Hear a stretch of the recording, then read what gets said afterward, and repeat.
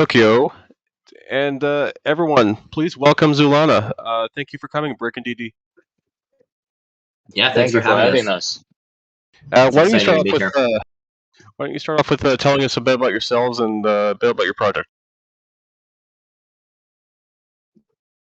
Awesome. Yeah, let's do it. So let's start with the project first. Zoolana is a mobile forex strategy game with blockchain integration. The idea is that you'll be able to build and battle with friends in this fantasy world, and kind of accrue assets over time that you can export on the Solana blockchain. So that is the vision that we have for Zoolana. Forex strategy is kind of a genre that's been around for many years, especially on PC, but hasn't necessarily been known by that name. It's also been known by real-time strategy. So this is a mobile real-time strategy game, kind of comparable to Clash of Clans or War and Order. Another game that DD and I really like and are drawing a lot of influence from is Infinity Kingdom. So if you guys are familiar with any of those games or want to give those a Google, that kind of gives you the general impression of what Zoolana is going to be like. You're going to have a settlement. You're going to upgrade your units and buildings in that settlement over time. You're going to go to combat against other players and their upgraded buildings and units. And then you're going to reap rewards if you beat them in combat and bring those rewards back to your settlement to upgrade and move forward. So that's the general gameplay loop for Zoolana. A little bit about myself. I'm a New York City native. I started my career as the personal assistant to a VC in New York City. I worked with him for a while before I moved on to the founding team of one of the portfolio companies of his firm. So I was working at an event. It's kind of an interesting startup. I worked there for about 2 years. It was live data collection at events. So lots of logistics, lots of operations, at the same time, lots of sales, fundraising. It was fascinating, an incredibly deep learning experience. And I left that team in December of 2020 to go into crypto full time. And around April of 2021 was where I met DD working on a DeFi project. We were both volunteering for the same DeFi project, and we both liked each other's style. We respected each other's work, and we decided to work together. So after a few months, that DeFi project didn't really work out, and we moved on to start our own ventures. So yeah, that's where we are now. Zoolana came to be in around the August of this year, and we've been working on it since. Great. DD, Yeah. why don't you tell a bit about yourself? Yeah. So I started my career in finance and then was on the job for about 3 years before I left to start my own company. And the company basically does logistics for e-commerce platforms, kind of a end-to-end solution for the B2B space. And after COVID happened, I had to close down the company due to the amount of cash the company was burning, and I was just trying to find my next thing to do. And I literally went to Google the next disruptor industry to be in, and after doing some research, blockchain is as clear as day as the next apparent answer. And then from then on, met Brick at a previous DeFi project, and yeah, now here I am. Great. Tell us how Zoolana became a project. After meeting Brick, we realized that we had to do something together. Like the level of efficiency that we had when we worked on things was totally at a different pace from the rest of the team, and we knew we had to work on something together, but we just don't know what. So I guess we have the craziest visions, but yet we are realists at the same time. And after weeks and months of back and forth ideation and countless white paper drafts, we found Solana. And the reason why we actually decided on the niche of gaming NFT is because, as far as the game that's in the space go, As gamers ourselves, I'm not sure whether Brick has mentioned this. He is one of the top 200 players in North America for Hearthstone, and me personally, I dominated as the number one ranking in War and Order for 2 months straight, which is actually a 4X mobile strategy game. Um, so the idea of being gamers ourselves, even going as far back as playing Super Mario, right? Um, the idea of gaming just doesn't seem to be right as of right now in the space, because games are supposed to be fun, but people are not playing the games to have fun. People are actually playing them to earn, and we wanted to change it up because that is a problem. The games are just not fun in the space, and we want to make a game that's actually fun to exist in blockchain and to disrupt the game industry instead of just making a game that you can earn money from. That's not the idea. Yeah, Right. and to build on that too, another thing that's interesting about games in the space right now is that if people are trying to like raise money or sell NFTs, they have to target a crypto native audience. But like the most successful games are not going to do that. The most successful games are going to target everyone else on Earth because there's like whatever a few 100 million people that are into crypto and billions of people that have smartphones, or just that exist on Earth and don't know about crypto. So one thing that's important for us too is that like we aren't just like living inside our bubble and making something or making a product for crypto native people. Like the vision here is really to take advantage of the fact that there aren't crypto products targeted at non-crypto natives as far as games go. At least not yet. Mm-hmm. So Yeah, so if you take a look at our white paper, we've talked about our target audience for a bit. So, most of the gaming projects out there that are even successful right now, the marketing strategy as far as it goes for them, if let's say the game is launching in a month or 2 months away, right? They are still targeting crypto natives. Like, the point isn't to target crypto natives. The point is to target the whole world out there.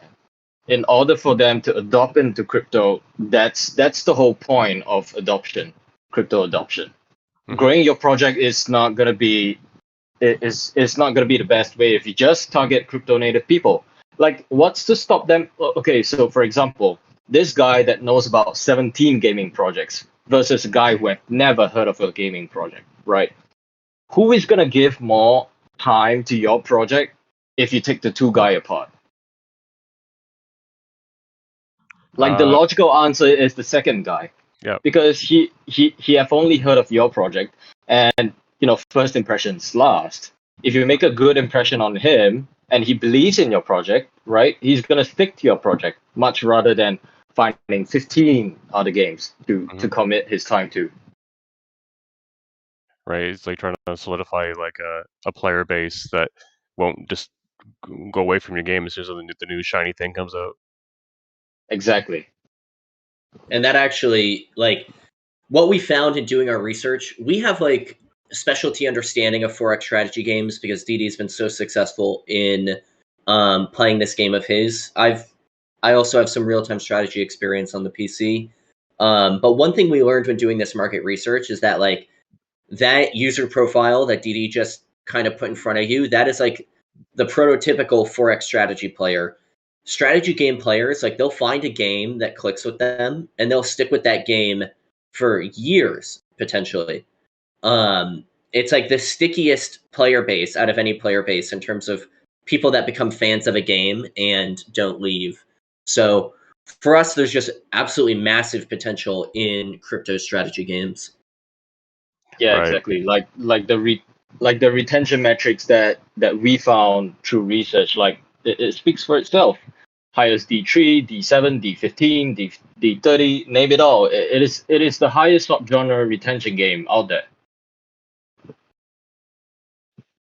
So I'm looking at your white paper, and it looks like the majority that you're targeting is the Asia Pacific audience.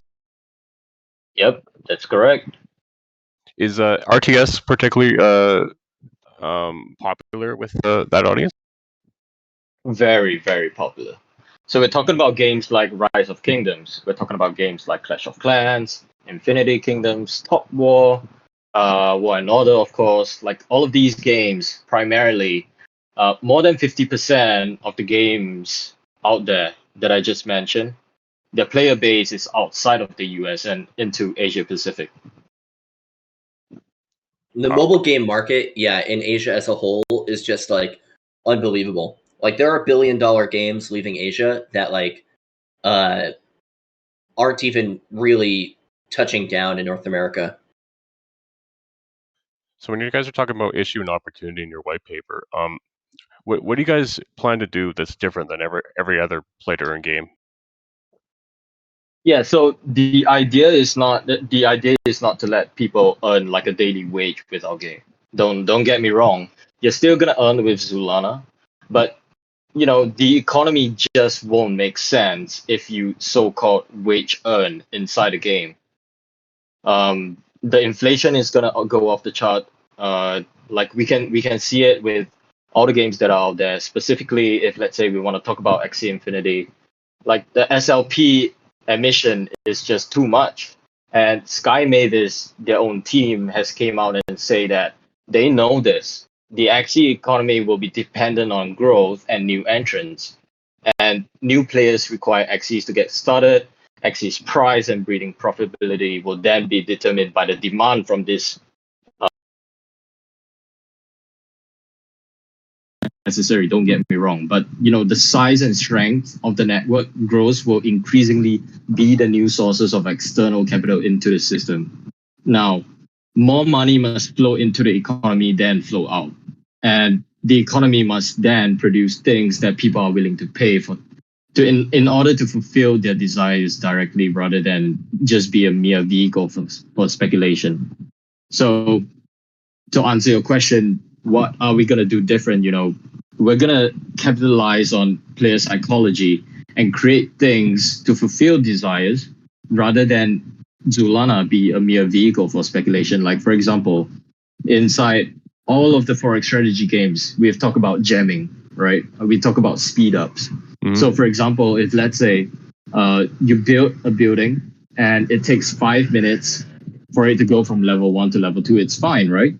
You can afford to wait for 5 minutes. But people in essence, they're just impatient, right?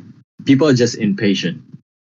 If let's say that the building is gonna take like more than 12 hours, like let's say for example 3 days, and if there's an option for you to use our token to speed up that certain building, you're gonna do it because you're just impatient. So playing on the psychology of players is one thing to fulfill their desire and in turn bring that speculation down. Now, I'm not saying that speculation is still not in play, but I'm saying that it's going to be vastly brought down. Right. I totally agree that the when you're looking for like your audience and you're trying to like psychologically grab them, it really is a point that you have to have some kind of monetary value to them, or they'll just put your game to the side. Exactly. And the idea for Zoolana is always going to be gameplay first. Like for us, when we set out to build Zoolana, we told ourselves, like me and Brick, we agree that the vision is going to be gameplay first, blockchain second, right? So we want to nail down a game that's actually fun. So when the bear market actually comes into play, it's not gonna affect Zoolana by itself. Of course, the metrics might go into a downtrend, but it's not gonna hurt us like any other NFT gaming, because the idea is that people are gonna play it because it's fun. They're gonna play it because for the sake of having fun, and earning is just another pro on the list. Right. It's not going to be the main factor.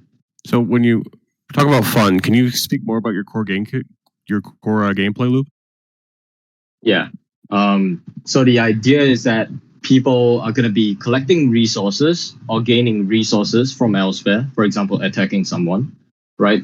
They're going to be leveling up, they're building their heroes, their armor, their weapons, their skills, every part of development by takes, and then they're going to go out and attack other people. So the idea of 4X strategy game, maybe we backtrack for a little bit. What is actually 4X? Like, it's an abbreviation for explore, expand, exploit, and exterminate. And in order to do all that, to explore, you're going to explore like land, right? Expand, obviously land as well. Exploit, you're exploiting other people. Exterminate, you're taking them and their resources, you're defeating them, and then conquering the whole world. So that's the idea of 4X strategy game. Right. One thing for us too, or at least for me personally, that is one of the most interesting things in games in general is making decisions and then seeing how those decisions play out. So strategy games in particular are like really, that's like their strong suit, is giving the player an opportunity to go left or to go right and then see the outcome of what happens when they choose which of those paths. So for us, having the opportunity to have players make meaningful decisions is really at the core of what's going to make our game fun. And we're imagining that looking like a few different things, whether that's different upgrade routes for your in-game units, choosing different permanent abilities as you upgrade your hero characters, whether it's making decisions as far as the strategy as to how you deploy troops in combat. The key to really fun gameplay is having meaningful decisions of the right complexity, which is to say they aren't too complex, because everyone's played a game that's too complex before and it's impossible to get into and can be very frustrating when you don't know why things are happening. For sure. But they're also not too simple. We've also all played Bejeweled, and I imagine most of the people listening to this are probably not Bejeweled addicts, although there's a huge market for Bejeweled as well. Not to knock it, but the 4X strategy audience that we're going for lives in that sweet spot of decision making where they're presented very clearly with the consequences of the actions one way or another, and you kind of make a decision and see those consequences play out. When you were making so for example, let's say this guy, he likes to attack other people. He's gonna go in terms of development route, he's gonna max out his stats for attack speed, attack, and whatever in that case, right? But for people who like farming, they like getting resources, they like holding a bunch of resources, they're gonna go towards that other route. There's always a route for every players who want to play in whatever style they want to play in. So, can you guys talk about more about the Zath system that you've implemented? Yeah, for sure. The Zats, if we're looking at the white paper, is just kind of our name for where you're going to be like generating and upgrading your heroes. I guess we could talk a little bit more about the heroes as we imagine them. One of the prototypical like game assets that we have in mind is Pokemon. So for us going into this game, imagining hero characters and kind of how they gain value. One of the best examples for me is like my Charizard or Blaziken from Pokemon that I've taken from games. I've taken through like 4 or 5 Pokemon games over the years and traded these assets down. It's like a level 100 super maxed out character. But at this point, I haven't played in like probably close to a decade. And I wouldn't mind to get some money from trading that asset in. So we're imagining hero characters to function in a similar way. As you're playing with your hero character, the time you put into the character is going to translate to upgraded abilities and skills like in that character's build. And you're going to be making semi-permanent decisions regarding that character's build as you play with them. So what might happen is you might have a bear maxed out for defense, let's say. As you play with that bear, you take it all the way up to level 50, level 100, whatever our level cap is going to be. Once you hit that end level cap, maybe you get tired of playing with that character, and that's all right. The idea is that you'll then be able to take that bear, max out your defense with this particular skill tree, bring it to the market, and someone can buy that bear from you on the market. And then you can use that money to go buy accessories for your other characters, go buy another character that you had your eye on, whatever it might be you actually want to use that value on. So that's kind of the vision that we have for turning the characters into valuable assets. And of course, that's just going to be one kind of asset alongside the in-game items and cosmetics. So when you were making this game, how was it hard to balance the different animals?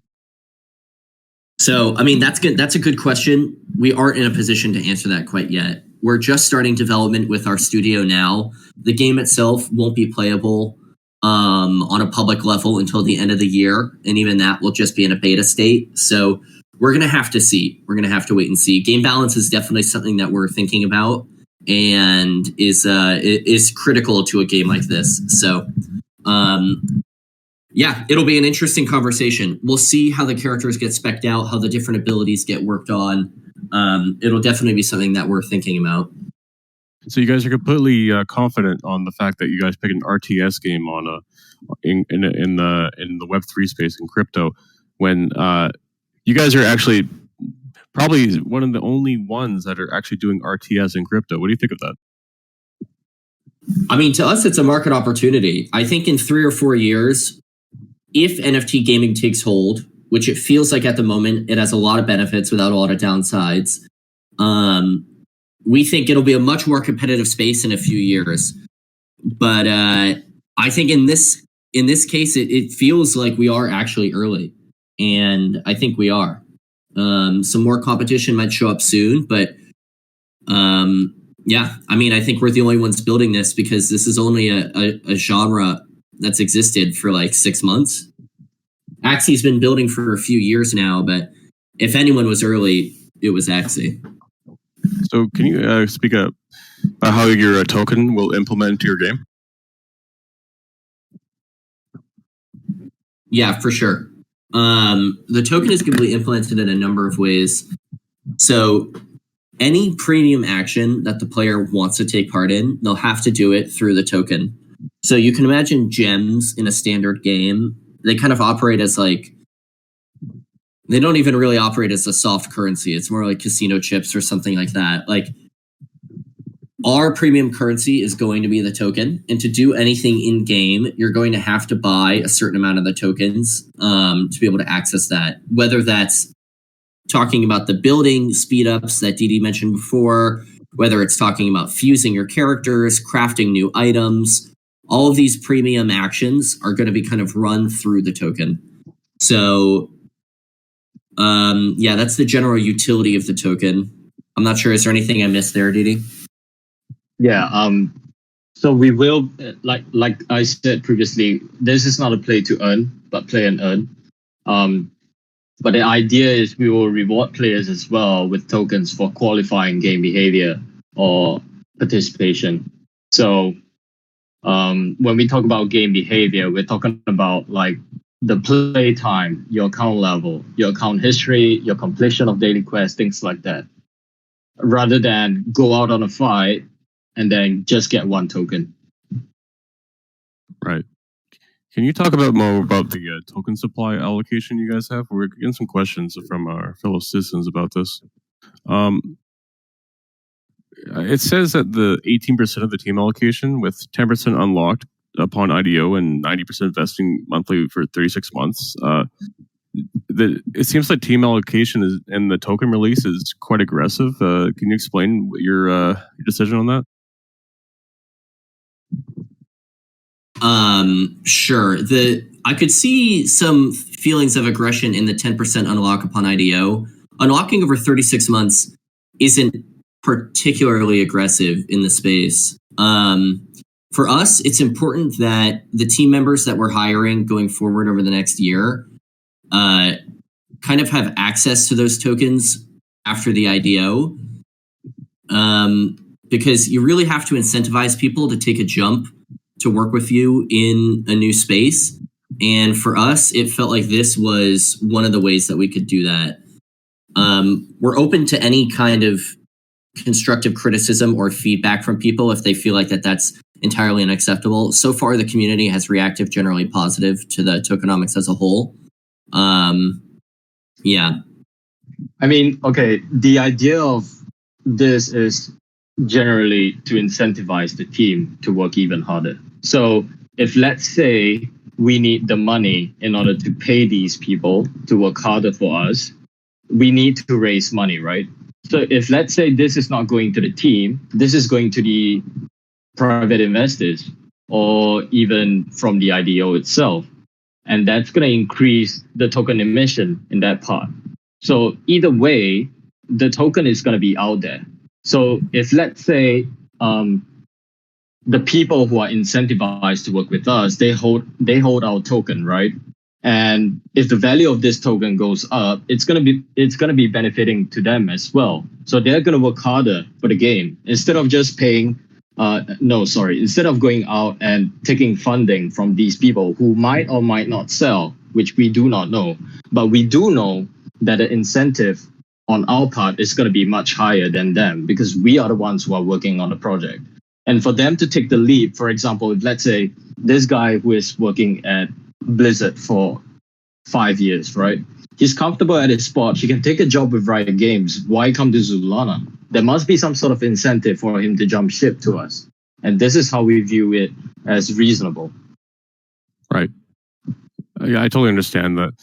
Web3 is still pretty much the Wild West, and prominent artists are really taking a big gamble coming to a project such as yours because, well, you're an unidentified IP and you haven't had your IDO yet. So yeah, I can understand that point of view for sure.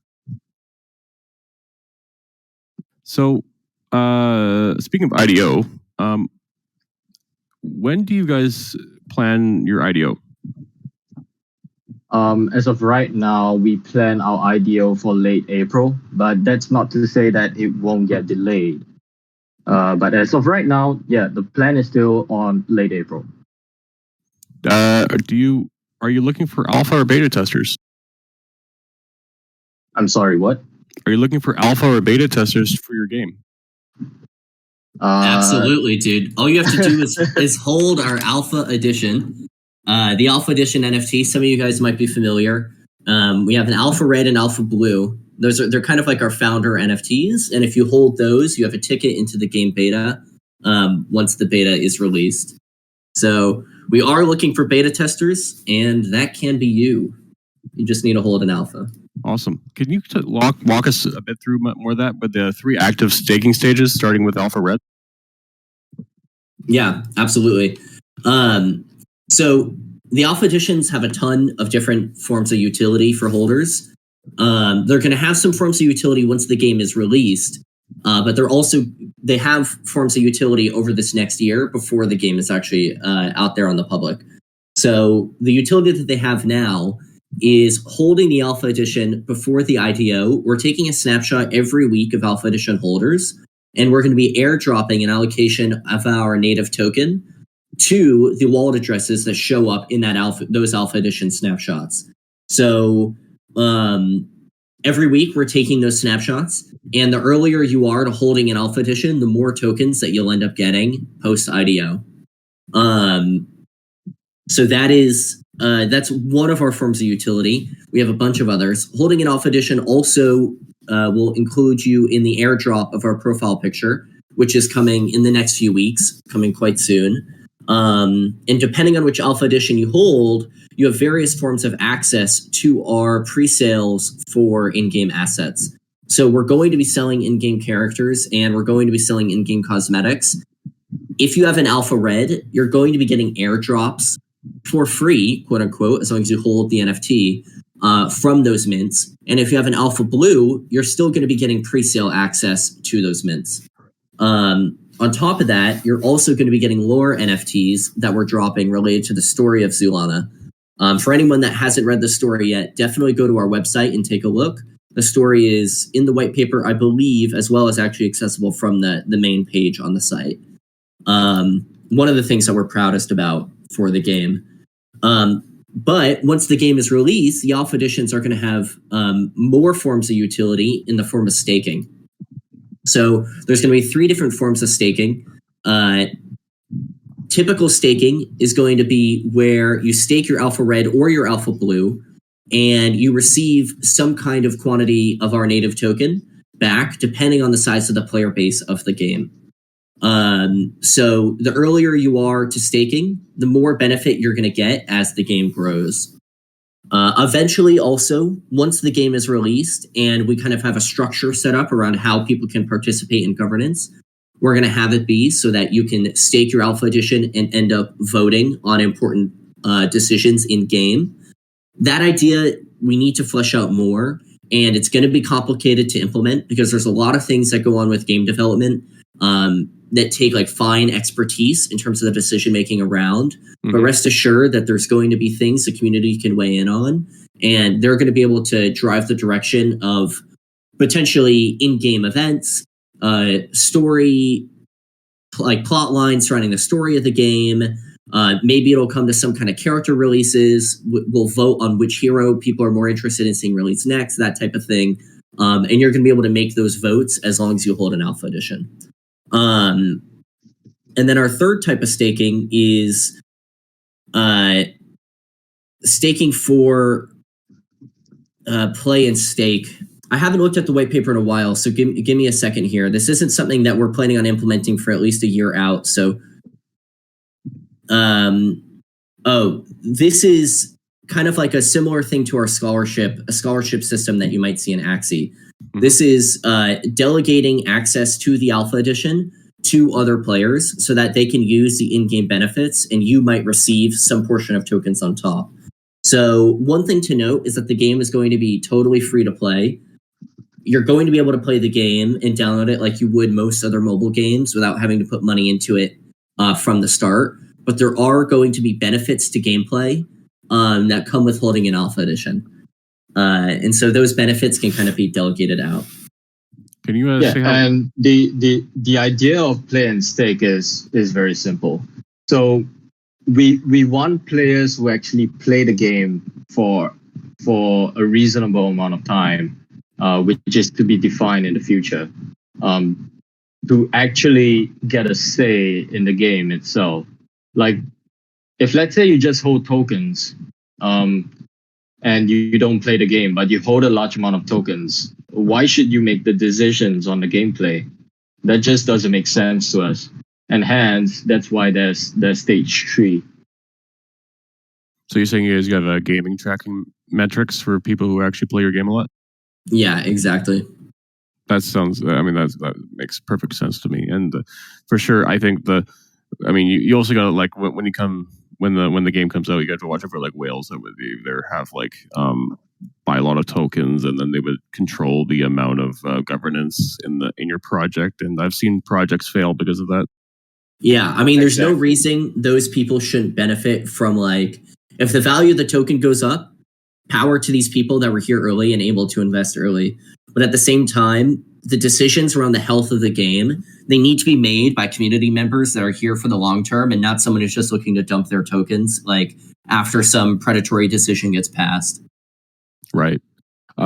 So you talked about staking, and talking about staking, when exactly is that going to go live? Staking, go ahead, DD. Yeah. So the idea for staking, in terms of it going live, it's going to be at least 1 to 3 months after the IDO happened. That's when the staking will go live. For the first stage? Yep. Great. So then we're going to a different topic. Can you talk about clan crafting a bit? I was reading it. It looked a bit interesting about how you craft your NFTs. Yeah, absolutely. So the idea behind clan crafting is Zoolana at its heart is going to be a social game. We want people to be connected with other people in game or playing with the people that they know IRL, because as the network grows, the network gains in value. And it's just like the quintessential mechanism for growth that games like Clash of Clans and other like social strategy games have been using for years.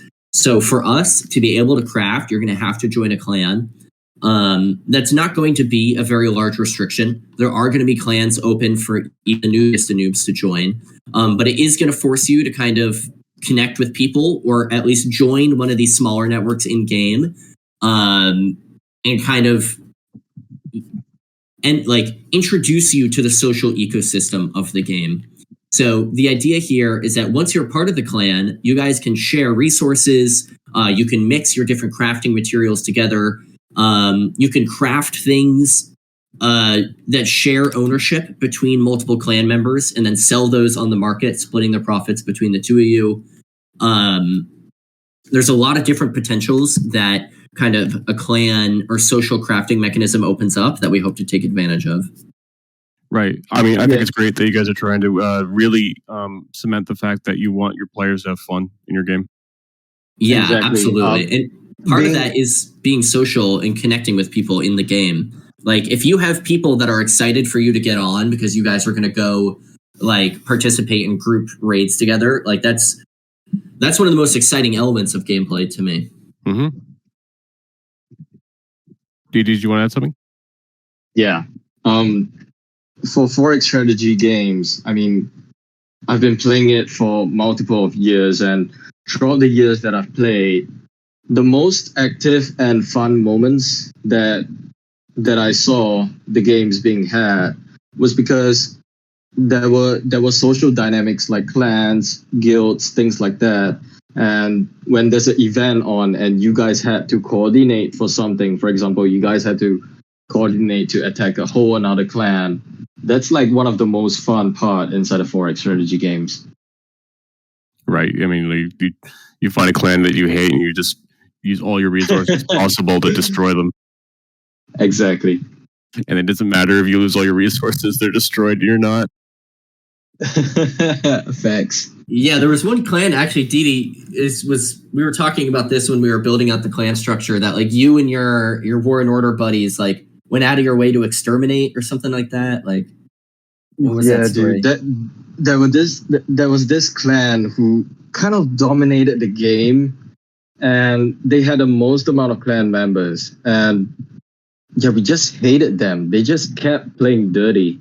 Yep. There's this thing called power hitting that it's like an unspoken rule. The game allows you to do it, but nobody ever does it. And it's an unspoken rule that if you actually do it, you'll get kicked out of any clan that you're in. But that clan just didn't give a shit.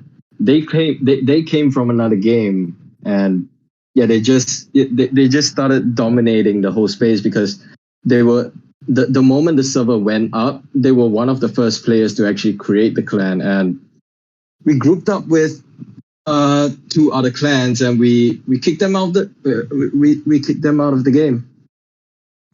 Destroyed them. That must have been pretty vindicative. Yeah, just imagine like 150 people attacking like 50 players. Sounds like a wild ride. It was pretty damn fun. So when you guys got your clan system together, I know there's Clash of Clans and some other games like that. Did you guys have any like other games that you kind of like took inspiration from? Yeah, like previously we mentioned War and Order. That's one of the games that we take inspiration on. Infinity Kingdoms, Rise of Kingdoms. A lot of these games, what they had in their core gameplay loop is all of the games are the same. The core gameplay loop is the same. But the fact is, the meta games inside are slightly different. So, right. Like we're talking about, for example,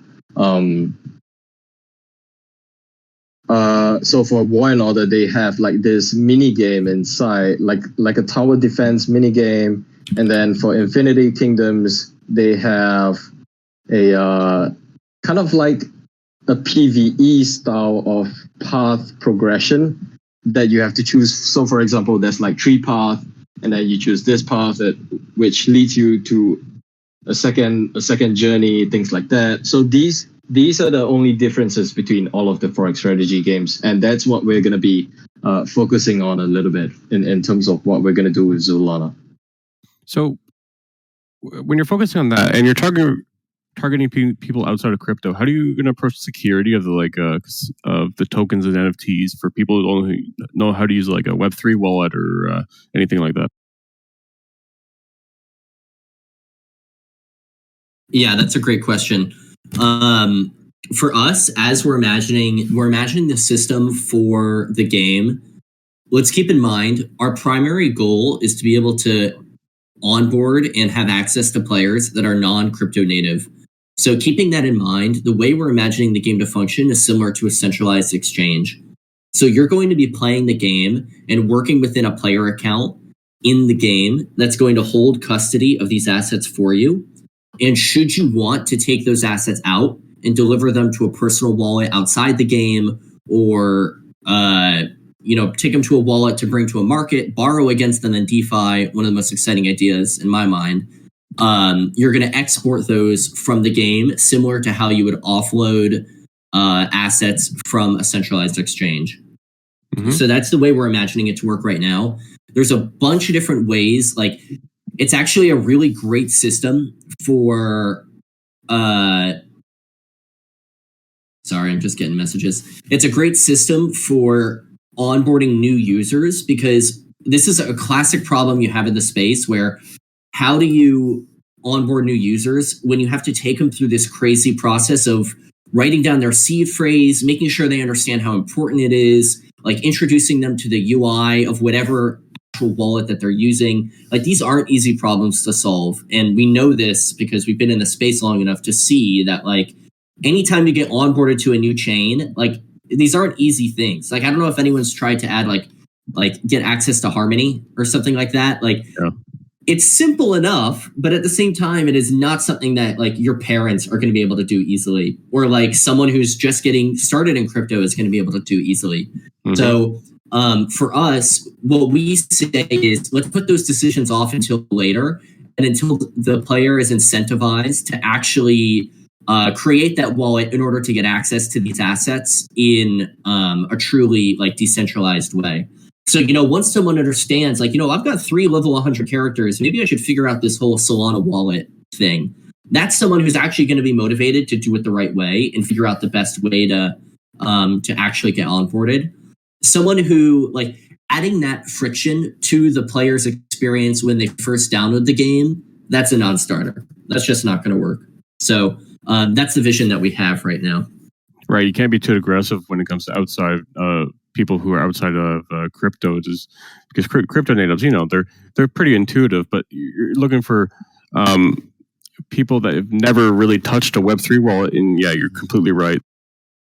Yeah, I mean, and this is even assuming that they have the will to understand it. Like, we're saying, like, given someone wanting to, it's still complicated. But like, let's pull back to, like, again, talking about like the user friction and the user experience. Like, what if someone just sees the game in a YouTube ad, or their friend recommends it to them, and then they have to go through this whole process of downloading a separate app to have access to the game? Like, it's a non-starter. Mm-hmm. So from Solana, I see you guys are planning to go to mobile. Yeah, absolutely. We're building for a mobile first. This will be a mobile real-time strategy game.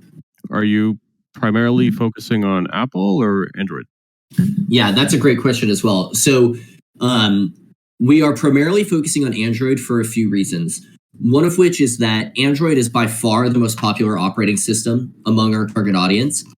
A second is that Apple is extremely aggressive about limiting who has access to the App Store based on like the format of how money flows in and out of your app.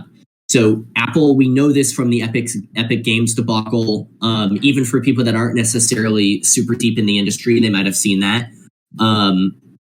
But it's also become an issue with other crypto-related apps.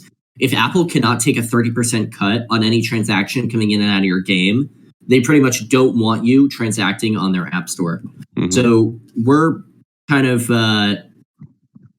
cutting that problem off at the head and saying we're not even going to try to convince Apple to change their TOS or anything like that. Like, that's unrealistic and not something that we can really plan to do. So we're going to be building for Android first. Yeah, that totally makes sense. 'Cause, when I'm looking at your white paper, your target audience is male between 25 and 43. So I honestly totally understand why you did that.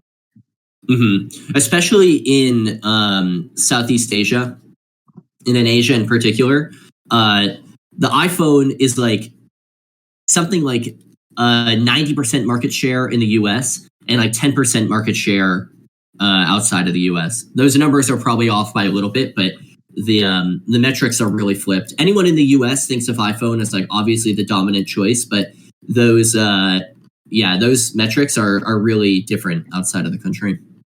So you keep talking about community a lot, and can you talk about your community development strategy in regards to what you think was important in developing your community and tactics that you've seen that destroy other projects and the ones that you've stayed away from? Yeah, totally. DD, cut me off if I'm just going crazy here, but Go ahead. one of the this was like such a beneficial thing. The Monkey DAO was started right as we were starting Zoolana. For anyone who doesn't know, this is the DAO related to Solana Monkey Business, the Solana NFT project. And one benefit of the DAO is getting connected to all of these people in the space that are just like truly valuable connections. One of whom was a community manager from Facebook. So these are like some of the foremost experts on how humans build community, like in the world. And we took some early calls with him and kind of went out of our way to have discussions with him about what actually works when it comes to community building. And what he shared with us was this idea of Dunbar's number. I'm not sure if we've heard of this before, and let me just make sure I'm quoting the right thing, but this is something that had a pretty large effect on us as we were getting started. Yeah, so Dunbar's number is the limit of the amount of people that you can have meaningful relationships with. So it turns out that you can have these like different levels of meaningful relationships with limited amounts of people in your life. Like you cannot have as meaningful a relationship as you have with your significant other or partner as you have like with 30 plus people. Like that's just not how the human brain functions. And as you get placed in larger and larger groups, your ability to relate to those groups on like a level of intimacy decreases. Mm-hmm. So what's key for important community building is successfully implementing different tranches of groups for the community member. So you don't just want to be one fish in a sea of 30,000. You want to be one fish in a sea of 30,000, but also a fish in a sea of 1,000 and in 1 in 500 and 1 in 100 and 1 in 30 and 1 in 5. Like you want to have those different levels of community. Segregation isn't necessarily the word, but separating out the different community groups. So for us, one of the ways that we've implemented that is with our tribe system. So anyone that's joined our Discord is familiar with our tribe. Anyone that has seen the tribal games that we run every week is familiar with the tribe system. Pretty much when you join our Discord, you're prompted to choose your tribe. And then you have access to a secret tribe chat that's just between you and the other tribe members. So we have a Discord of like, what is it, around 20,000 people? Yeah, 23,000 people. But when you separate that into the individual tribes, that number gets a lot smaller. So you have these individual communities among the larger community where people can get to know each other and form bonds, form camaraderie, and also play alongside each other in these tribal games that we have every week. So every week we kind of pit the different tribes against each other in these Discord games and people compete to win prizes. So there's kind of this like relationship building strategy going on, as well as this like identity strategy. Once you have a chance to choose one tribe and align yourself with it, you kind of earn an identity in the Zoolana space. And that's also similarly beneficial to us because as you earn an identity and you kind of define yourself as being a part of this community, people are more likely to participate. People are more likely to come back, and that raises the value of the community for future members. And it kind of is a self-perpetuating cycle if you get it to the right efficiency. Yeah, I can totally see by the way you set up your Discord is that you want people to make friends with people in a smaller groups and then eventually integrate into other larger groups inside of your Discord.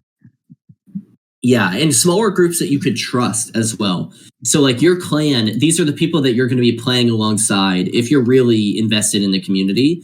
And these are people that are going to be like your kin pretty much. So yeah, that's really the core of the strategy there. Great. I mean, it sounds like you guys are extremely dedicated to your community, and I think that a lot of people in here really appreciate that, because a lot of communities out there really just take your money and run.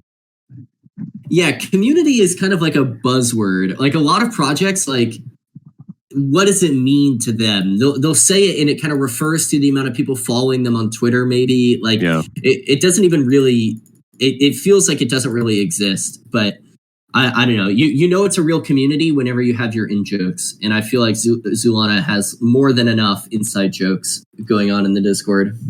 I think it's great that you guys were able to create a living, breathing ecosystem inside your Discord, and that's self-perpetuating between all the things that you've done to make your Discord as easy to navigate as it is. Yeah, dude, I don't know. If you think it's easy to navigate, that is awesome. Because for us, it is constantly a process of reworking and like figuring out, okay, are there too many channels still that people see when they come in? Like, it's hard to know how easy it is to navigate for outsiders. So that's good news on our end. Well, maybe because I'm crypto native, but maybe you have like, I don't know, like a small little diagram how to navigate your Discord or something like that. Yeah, that could help. Part of it too is just cleaning up channels over time. One thing we've realized is that it's really easy to use Discord as kind of like a website proxy. Mm-hmm. And like, is there a piece of information that we need to make public? Oh, we'll just make a Discord channel for it.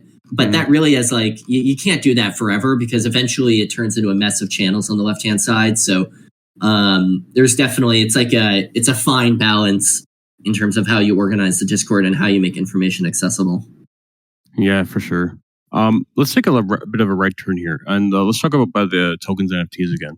So will the tokens and NFTs have to be held to play the game? And if so, how are you tackling the issue of strongly fluctuating prices when marketing to non-crypto people? So yes, tokens and NFTs, you will not have to hold tokens necessarily to play the game, because it will be free to play. The NFTs, your in-game characters, and as you play the game more, your in-game assets will be necessary to play the game. Like, you won't be able to play with your character unless you hold the assets. So there's that. I guess is the question. Well, what is the question here? Why would pricing affect your ability to play? Mm-hmm. Can you get priced out for being a non-crypto person? Oh, great question. Can you get priced out by being a non-crypto person? No, you can't. And there are going to be different levels where that comes into play. Like, it might be that the super exclusive cosmetic, not everyone can afford, because there's only 50 that exist, and that's just, them's are the breaks. We're not going to say that can't happen. But the way our character system is designed right now, anyone will be able to start and get a starter level basic character that they can level up on their own. The limiting factor for us in terms of what makes a character valuable is going to be time in our mind. So once you get these really low level characters, like the level 1 character, you're going to be able to get those for free as you start a new account. You won't be able to transfer them out of your account until you've leveled them up to a certain level cap. So again, that's another input of time, say around 15 hours, something like that, before you could transfer them out of your account. But even then, that still might only be a level 5 character out of 50 or a level 5 out of 100. Mm-hmm. Of course, like any game where money is an input, it might be that I can go, if I want to try new strategies at the highest level, I might be able to go buy a level 100 elephant just to try out like the elephant speed build. And I might be able to afford that and someone else might not be able to. But the goal is that someone else, if you have the time, you can be putting in the time to level up your elephant to be that level 100 elephant with the speed build as well. So it won't necessarily, I mean, it's going to be a free-to-play game, and spending money shouldn't give you any in-game advantage. Although it will be that if you have the money and the interest to spend it, you might be able to switch around your play style quicker than other players might. So if one of my community members was about to buy one of these NFTs, or Alpha Red or Alpha Blue ones, which ones, is there certain ones that they should be looking for? Are there certain ones they should be looking for? I guess it depends on your goals. What I would say is that if you're interested in an Alpha Edition, definitely pop into our Discord and head to the Alpha Edition FAQ. We have an Alpha Red and Alpha Blue FAQ. Definitely read those through because the value add is extensive and you want to make sure that you're getting the right one. Alpha Blue is trading at a significant discount right now on Magic Eden. I'm actually not sure what the floor is, but if you're interested in just getting the base level Alpha Edition, I believe that would be the cheapest route to go. But the Alpha Red is the more premium NFT, and the Alpha Red is going to actually have more airdrops of in-game assets over time. So if you're super bullish on the project, you definitely would rather have an Alpha Red. But if you just want a little bit of exposure and you're kind of interested in Alpha Blue, isn't a bad way to go either. Great. I think a lot of people would be interested in picking up one of your things after. Yeah, dude. I mean, if anyone has questions, anyone who's familiar with our Discord knows this to be the case. Anyone who pings us in our Discord gets a response pretty quickly, unless they're just blatantly trolling. So anyone who's listening here, definitely hop into our Discord, give us a ping if you have any other questions, or if you're asking specifically about the Alpha Editions, we can point you to the right channels and kind of clear up any questions that you guys might have too. The profile pictures are also coming soon, and we're going to be starting a serious marketing effort for those in the coming days. So that's exciting on our end and should be exciting for all Alpha Edition holders because that's going to be one of the biggest kind of value adds we've been able to distribute so far. Do you guys have any worries about bots and spotting bots in your game, or people like leveling up stuff and selling it on secondary afterwards? Yeah, for sure. I mean, that's definitely something that we're worried about.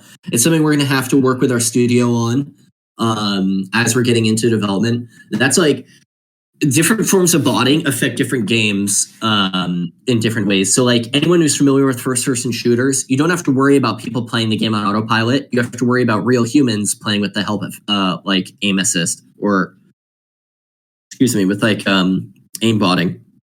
For our game, we're not necessarily worried about aimbotting. We are worried about people setting up automated accounts to just play the game freely.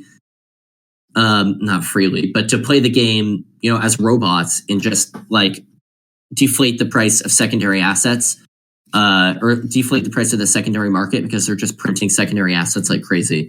So, yeah, I mean that's something we're worried about and something we're going to be looking at.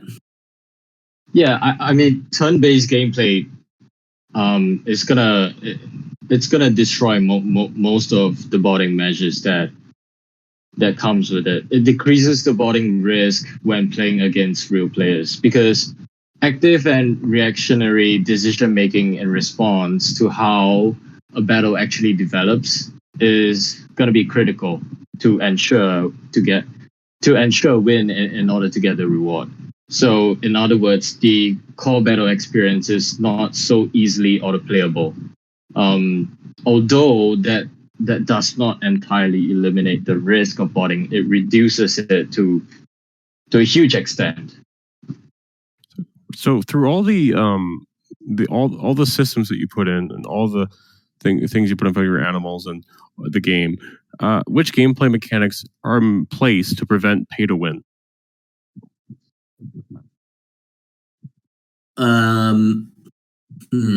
Which gameplay mechanics are in place to prevent play to win? I mean, the general idea here is that anything that a paying player has access to, a free player has access to. A paying player just might get them at a faster pace, pretty much. So it shouldn't ever feel pay to win because at its core, what's going to lead you to be successful in the game isn't going to be something that you can just spend money on. It's not like I have 100 strength and unfortunately I lose to the dude with 200 strength because he spent money to get 200 strength. So Yeah, I mean, that's our general philosophy going into the game design. I'm not sure if we can get more specific at this stage in development, but the real idea here is that anything is going to be accessible to anyone. It's just a matter of time or money in terms of the route that you want to go. Can you speak of it's pretty hard to define this. It's pretty hard to define this at this point because pre-production is just getting started, and these questions that you're asking right now are getting developed as they speak. Right. So once we flesh out more in terms of all of these measures that are to be put in place, we would have a concrete answer for that. Well, maybe like a month or two later on, when you guys start with your staking with your Alpha Red or your IDO launch, maybe we have another AMA. Yes, sir. Oh, that'd be awesome. Let's do it. Speaking of that, in the coming year or the coming months, what do you think is the biggest challenge your game's going to face? I think one of the biggest challenge in game development for us. Okay, sorry, we're talking about game development, right? In general. Yeah. Okay. So I think in general, for me in general, it's really trying to nail down the user experience when they get on board with Zoolana, because it's not going to be an easy task. We've been talking about Zoolana being a mobile real-time strategy blockchain game that's going to be targeting non-crypto people. And for them to get on board into Zoolana, they would have to view the game as a game first, rather than a blockchain game. Yep. It's when they play, and then these things get unlocked, and then we prompt them to actually do all the actions that they are required to actually access the blockchain part of the game.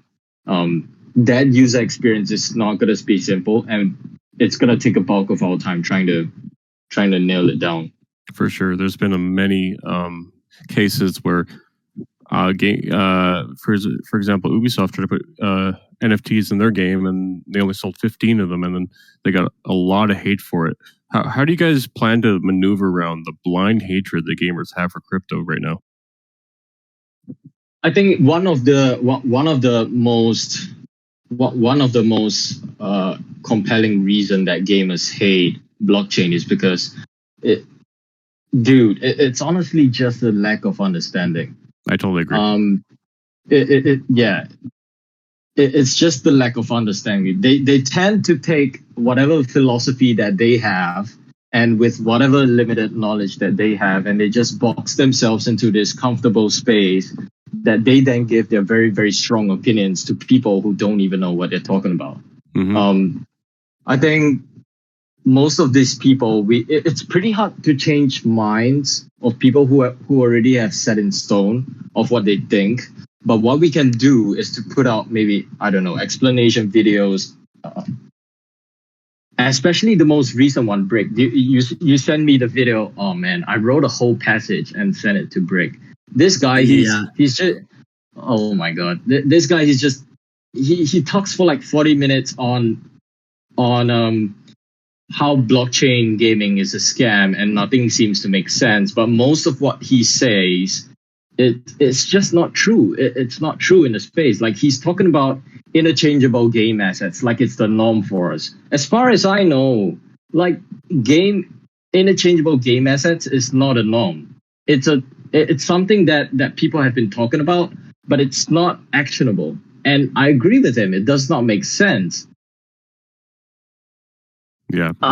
Then he brought up Axie and talk about opportunity and say that it's not an opportunity for developing countries, and talking about it's a whole scam and they're evil and whatever. Now, okay, I'm not saying what Axie did is right, but to say the corporation or the project is evil because they're exploiting the people in developing countries it's just ridiculous. It's too strong of a statement, and it does not hold ground.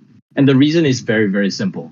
These people that get onboarded into Axie have their own responsibility in doing their research in whatever they choose to go into, be it outside of Axie or whatever. if they want to play Axie as a choice and treat it as a full-time job, they should do the research and ascertain the risk themselves. No one is fucking pointing a gun to their head and say, hey, dude, you need to play this game or you're going to get fucked. Right. Like, no one is saying that. I just wouldn't call it an opportunity as well, but I definitely wouldn't slap the word evil on top of what they're trying to do. Right.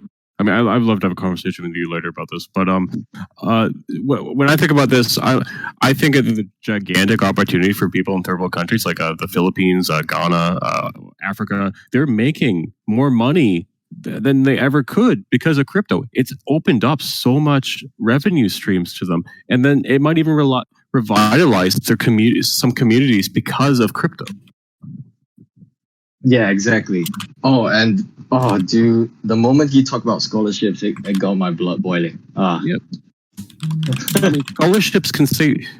I've looked. I've seen all these scholarships from these gaming guilds, and they're helping these people like pay their families, like the lives that they want, and pay through their college, pay through their work, so they don't have to go work at McDonald's anymore. They can do what they want with their life and still play and still play games, right?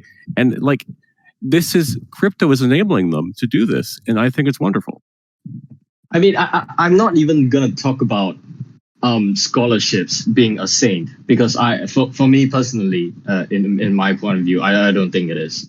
Mm-hmm. As far as I know about the scholarships, right, there are risks to be taken by the person that's sponsoring. And in order to take risk, you have to have a decent reward back to you for you to be able to take on the risk. It's just transactional. Everything is transactional. Even you going out and buy lunch, that's a transaction, right? You ascertain that you want to eat this and you feel like you're paying the fair amount for it. It's a transaction. And for them to, in order for them to take the risk, they have to have the reward back. That's just transaction. Well, even if it's transactional, people are making more money than they can in a third world country by doing a part-time job, by playing these games for these scholarships. Exactly.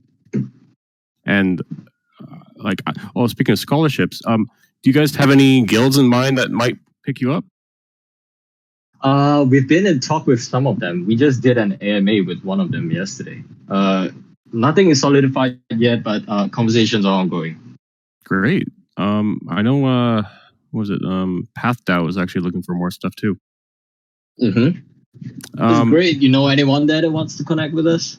Yeah, I think you might want to contact Ethermage. Awesome. So regarding that, we're going to wrap up this and see if there's any other extra questions for you guys right now. And I don't want to keep you too long because we were already over time. Awesome. Let's do it. All right, let's see some other questions. So you guys were talking about the Android community and the Apple community split base. How big is the player base for this type of game on Android compared to like Apple? And are you planning to enter the other two platforms like Windows, like a Windows executable, or Apple in the future? I know you guys were just saying you were straying away from Apple, but is it in the pipeline maybe some far time in the future? Maybe sometime in the future. It's hard for us right now. We're focused on what's right in front of us. So it's possible that it could come sometime in the future. I mean, let's say in 3 years, Zoolana is booming. It's incredibly successful, and Apple changes their in-app policies or kind of opens up some kind of crypto integration. Absolutely. I mean, like, it's kind of a no-brainer, but there's a lot of things that have to fall into place that aren't within our control to make an Apple version of the game work. But yeah, never say never. I mean, who knows? Do you guys plan on launching on like Epic Games at all? Yeah, so a PC version. This is actually something that we, as a team, DD and I are not planning on. But one thing that we've been talking to the studios about is that some of them see it as potentially like strategically helpful. So right now it's not in the plan, but that is definitely more open for change on our side than something like an Apple integration would be. So for the moment, no, but we could see. I think yeah, I think the Android probably is the way to go because what you said before is the your mass audience is Android users, and it seems like a lot of people in Asia really do not like Apple. Yeah, either don't like it or even just plain don't use it. I mean, in a lot of these places, an iPhone is like prohibitively expensive. It's like you can get an Android phone for a reasonable amount, or you can spend like multiple months' salary on an iPhone. So to wrap things up, do you have any new announcements or alpha you want to give us before we end here? Oh, dude, there's one thing that I would love to announce, but we're literally like 8 hours away from being able to confirm it. Let me just check. Don't do it. Yeah, Don't no, do I it. can't. But anyone who's excited for the profile pictures, we are excited for them too. And those are coming soon. So anyone who's just getting into the project, this is like the perfect time because you're still in time for the profile picture airdrop. All you have to do is be an alpha edition holder for this upcoming week. We'll be taking the snapshot at some point this week. We will actually publicize what time we're taking that snapshot because we want to make sure everyone knows and has time to get an alpha edition. So yeah, I'm getting messages now to do it. I can't, No. not quite yet. No. But I'm gonna soon. shut you up. The guys go join the Discord. Yes, definitely join our Discord. Stay up to date on announcements. Follow us on Twitter as well. I don't know if it helps. I can drop these links for people. I don't know if there's a place for that, but You can put it in our chat and I'll drop it in. Okay, cool. So yeah, at Zoolana _ on Twitter, and yeah, give us a follow. Stay up to date with what we're doing. We're gonna have some pretty big announcements over the next few weeks, and 2022 is gonna be big. Well, thanks DD and Brick for coming here, and I hope I didn't waste your time. And thank you. Not at all. Thank you guys for having us. This is the best use of time that we could have. Thanks, awesome. guys. Yeah, Really thank you guys. Really appreciate your time. Talk to you later. Awesome. All right. Talk soon. Yep.